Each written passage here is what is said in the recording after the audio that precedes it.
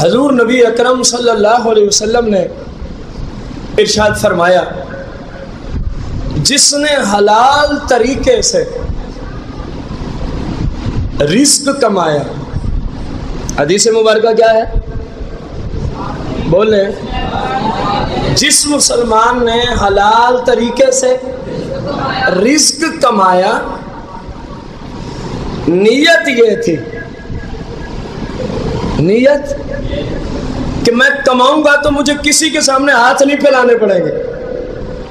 اپنی معیشت کا سسٹم چلانے کے لیے میں حلال روزی کما کے لاؤں گا تو کسی کے سامنے مجھے ہاتھ، نیت یہ تھی کہ میں کسی سے بھیک نہیں مانگوں گا، حلال روزی کمانے جا رہا ہوں، اپنے اخراجات والدین کے، بیوی بچوں کے پورے کروں گا، اور میرے اہل و عیال کی شرعی تربیت ہوتی رہے گی، کیونکہ حلال کی کمائی کھانے سے، حلال کے پیسے سے جو چیزیں آپ لے کے کھاتے ہیں نا، وہ آپ کے دل میں نور پیدا کر دیتی ہیں، اور جب دل میں نور آتا ہے تو وہ بندے کو عبادت میں مجبور کر دیتا ہے، بندے کو عبادت کی طرف ہے۔ اور جب حرام کی روزی سے کوئی چیز لے کے کھائی جاتی ہے، وہ جو نور ہوتا ہے اس کو بھی برباد کر دیتا ہے، پھر بندے کا اعمال کی طرف دل لگتا،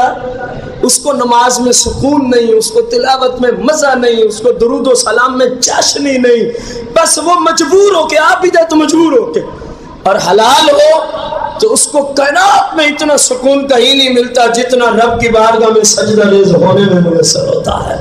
اگر رزق حلال کا ہو، اس کو کائنات میں اتنا سکون اور چاشنی کہیں نہیں ملتی جتنا قرآن کو پڑھتے ہوئے اس کو رب چاشنی اور سکون عطا فرما دیتا ہے۔ اگر روزی حلال کی ہو تو اس کو کہیں بھی اتنا مزہ آ ہی نہیں سکتا، اتنا سرور ممکن ہی نہیں ہے جتنا وہ تاجدار مدینہ کی ذات پہ جب درود و سلام پڑھ کے سکون حاصل کر لیتا ہے۔ میرے بھائیوں بزرگوں، یہ سارا سسٹم ہی حلال سے چلتا ہے، اور بندہ اپنی بربادی کا جو پہلا سبب مہیا کرتا ہے وہ حرام طریقے سے رزق ہے، حرام روزی ہے، وہ خود بھی ہلاک ہو جاتا ہے، جن کو کھلاتا ہے ان کے لیے بھی ہلاکت کا سبب بن جاتا ہے، پھر وہ بندہ دین سے دور سے دور سے دور چلا جاتا ہے، حتیٰ کہ اس کو پھر سمجھ ہی نہیں آتی، وہ رب رسول کی نافرمانیاں کرتے رہے تو اس کو سمجھ ہی نہیں آتی۔ کتنے مسلمان ایسے ہیں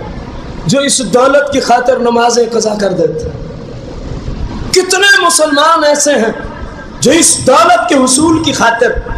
سال میں 1 مہینہ آتا ہے رب کا مبارک مہمان، دولت کے حصول کی خاطر رمضان کے روزے قضا کر دیتے ہیں۔ انہوں نے کبھی سوچا نہیں ہے نا کہ ہم نے اپنا کتنا عظیم، کتنا بڑا نقصان کر دیا، ان کو پتہ نہیں، بیچاروں کو علم نہیں۔ فرمایا اس نیت سے حلال روزی کمانے گیا کہ میں کسی کے سامنے بھیک، ظاہر جب ہم خود حلال رزق نہیں کمائیں گے تو سسٹم تو چل رہا ہے، زندگی کا خرچہ تو ہو رہا ہے، تو پھر کسی نہ کسی کے سامنے ہاتھ، اس نیت سے میرے آقا کریم نے فرمایا وہ حلال روزی کمانے گیا، اور اس کی وجہ سے اس کے پڑوسیوں کو تکلیف بھی نہ ہو، اس کی شرارتوں سے اس کے پڑوسیوں کو تکلیف بھی نہ ہو، تو ایسا شخص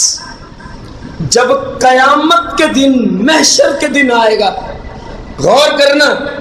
سرکار مدینہ علیہ السلام فرما رہے ہیں ایسا شخص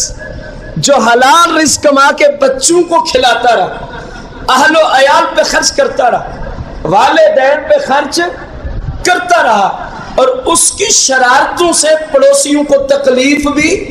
نہیں تھی، دنیا میں وہ کسی کو ستاتا نہیں تھا، کسی کو، بعض لوگوں کی عادت ہوتی خامخواہ جھگڑے پہ جھگڑے، خامخواہ جھگڑے پہ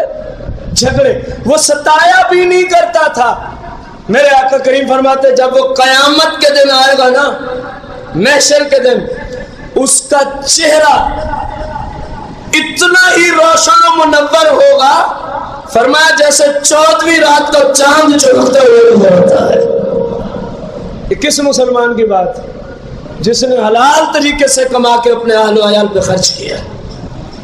فرمایا اس کا چہرہ کیسے روشن ہوگا؟ مثل 14ویں کے چاند کے۔ کتنے لاکھ کلومیٹر دور کھڑا ہے اور پورے جہان میں اس کا نور پھیل رہا ہوتا ہے. اور جب آمنے سامنے کسی کے چہرے سے اتنا نور نکل رہا ہوگا، سوچو تو صحیح اس کے حسن کا کیا عالم ہوگا، اس کے حسن کا کیا عالم ہوگا.